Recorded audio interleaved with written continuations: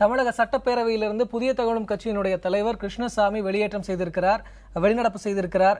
அவர் பத்திரிகையாளர்களை சந்தித்து வருகிறார். அதனை பார்க்கலாம். இதுபோல சாதிய கலவரங்களில் உயிர் மாண்டோருடைய குடும்பத்துக்கு அரசு வேலை அளிக்க வேண்டும் என்பது மத்திய அரசினுடைய விதி.